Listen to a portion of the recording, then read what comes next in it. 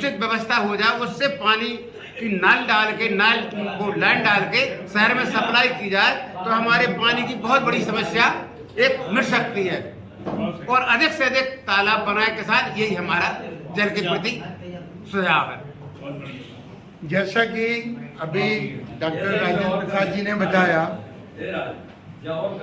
कि अभी मैं जानकारी आपसे चाहूँगा।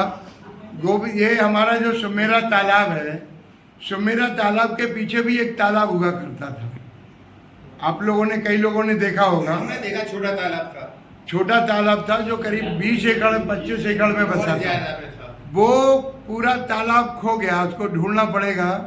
केवल वहाँ पे बड़ी बड़ी कोठियाँ और बड़ी बड़ी बिल्डिंगें खिंची हैं, और उन परिस्थितियाँ भी, ये परिस्थितियाँ, बढ़ता शहर ये तालाब को खा गए हैं। ये भी एक बहुत बड़ी समस्या है। अब मैं आप परम आदरणीय शुभनाम बताएं, आप सिमटते जल स्रोत पे बैठ के समस्या ये है, जो आप स्रोत की बात कर रहे हैं वो छोटा विषय नहीं है। पानी का एक आमद, एक रखरखाव और एक उसका निकास। तो सबसे पहले तो बांधों ने कहा कि पानी इसका कम हो रहा, बांधों की सिल्क सफाई हो। जब से बांध बने हैं उनकी सिल्क सफाई नहीं हुई है तो गहराई समाप्त हो गई है। पहली बात, जो बरसात का पानी आता है वो ओवरफ्लड होकर निकल जाता है, पानी यहाँ कम रुकता है। अच्छा, जब पानी कम रुकेगा तो अपना प्रेशर भी कम करेगा, सिल्ट पानी को नहीं जाने देगी, अंडरग्राउंड वाटर लेवल भी उससे नीचे जाएगा। अच्छा, इसमें सरकार ने कुछ कार्य किए हैं विकास के, गांव में बंदियां डाली, लेकिन जिन विभागों के जिम्मे ये कार्य था वहाँ भ्रष्टाचार ज़्यादा हुआ है, काम कम हुआ है। राजघाट बांध बना, राजघाट बांध में करोड़ों की बंदी दर्शाते हैं, जबकि राजघाट बांध बन गया, वहाँ बंदी की जरूरत ही नहीं थी। तो समस्याएं एक तरह की नहीं है। मैं 80 वर्ष का हूँ, मैंने एक समय देखा है कि आज से ये जो नाले की बात हो रही है, शहर के किनारे निकला है। सन 65 में मैं ललितपुर में आया पहली बार, तो इस नाले में मैं पत्थरों के ऊपर से, इसके चारों ओर पेड़ लगे थे, करौंदी, मकोर पेड़ थे, पत्थर, बड़ी बड़ी सीपियाँ, मैं करीब 2 किलो सीपियाँ बटोर के लाया। आज उस पानी में, नाले में सोचने का भी मन नहीं करता है। तो आखिर पानी कहाँ गया? तो समस्या है पानी के स्रोत कम होने की। स्रोत का कम होना ये है कि बरसात कम होना। बरसात कम होने का कारण है यहाँ से करोड़ों जो वृक्ष थे उनकी कटाई हो गई। मैं 80 साल का हूँ, 80 साल से नहीं देख रहा हूँ कि इस तरह से वृक्षों का तोड़ होता है। अरे भाई, सुन से कट गए 70 साल से।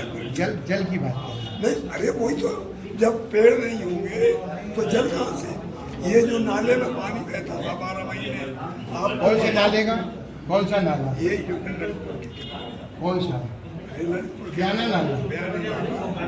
इस नाले में आप थोड़ा 2 किलोमीटर अंदर जाए, रेलवे लाइन के ऊपर, तो वहाँ एक घास थी जो नालों में वो घास 2 फैलाती थी, उनमें पानी रोका जाता था और वो धीरे धीरे सीपी होती है। अब क्या है कि खेती के क्षेत्र बढ़ गए, आबादी बढ़ गई। अब किसानों ने खेती कर ली तो वो पानी जो रुकने की, जो जंगली पौधे लगा कर, किसान अपना पानी खर्च कर रहा है। जब पानी के साथ वर्षा के पानी आएगा नहीं तो रुकेगा। तो वर्षा कम हो गई, वर्षा का रुकाव कम हो गया और वृक्षों का कटान हो गया। करोड़ों वृक्ष कट गए, इतने साल में मेहनत करते हैं। फर्जी आंकड़े से वृक्षारोपण के बनाए जा रहे हैं, ईमानदारी से। जैसा कि आप बता रहे हैं कि पेड़ों का कटान एक समस्या है और पेड़ों का लगाना एक केवल अधिकारियों का एक खेल है। अब मैं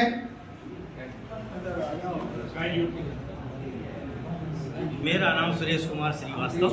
बताएं आपके जल स्रोत जो सिमट रहे हैं उसका कारण क्या है? मैं सिंचाई विभाग से रिटायर्ड हूँ।